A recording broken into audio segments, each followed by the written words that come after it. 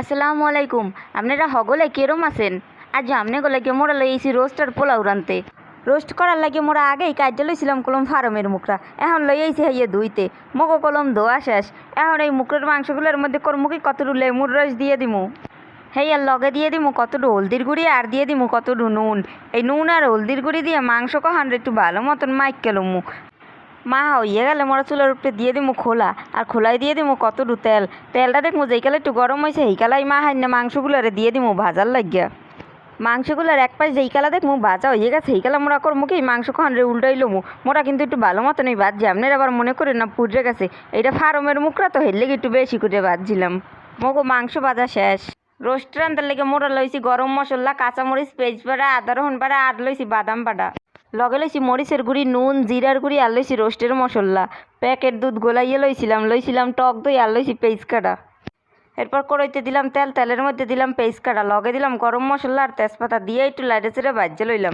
একটু ভাজা হয়ে গেলে এর মধ্যে দিয়ে দিমু আদা রসুন বাটা, আর দিমু পেঁয়াজ বাটা। লগে দিয়ে দিমু রোস্টের মশলা, নুন, মরিচের গুঁড়ি, আর দিমু জিরা ধনিয়ার গুঁড়ি।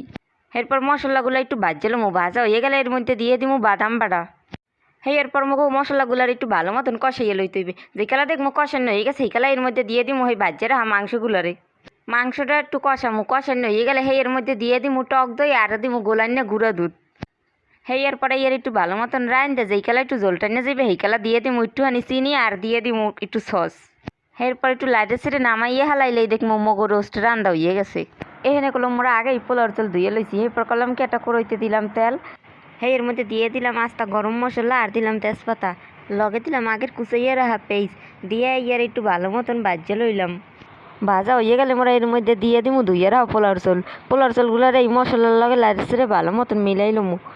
ভাজা হয়ে গেলে এর মধ্যে দিয়ে দিমু কতটু নুন, আর এরপর দিমু কতটু আদা রসুন বাটা। আদা রসুনের লগে এখন পোলার চালগুলো একটু লাইটে ভালো মতন মিলাইতে হইবে। যেইকালা দেখমু মিলাইন হয়ে গেছে সেইকালা করমু কি এর ভিতরে দিয়ে দিমু কতখানি গরম পানি। এর মধ্যে দিয়ে দিমু কয়টা আস্তা কাঁচামরিচ, লগে দিয়ে দিমু প্যাকেটের দুধ গোলাইন্না। এরপর মোরা করমু কি ওইটারে ভালো মতন ডাইকে দিমু। মধ্যে মধ্যে কয়েক ফির লাড়া দিলেই কিন্তু মোকে পোলাও রেডি। আর আগে তো রোস্ট রেডি করা হইয়াই গেছিলো, এখন কিন্তু মোরা আইয়া পড়ছি খাইতে। মোর কলম রোস্ট খাইতে একটু বেশিই ভালো লাগে। এরপরও আজকের রোস্টটা দেখতেও যেরকম সুন্দর ছিল, খাইতেও কিন্তু এরকম এই মজা ছিল। পোলাওটাও ভালো মতন ফুরছিল কলম। আর আমরা পেঁয়াজ আর পোলাও দোনোটার উপরেই কিন্তু দিয়ে দিয়েছিলাম ভাজা পেঁয়াজ, যে কয় বেরেস্তা।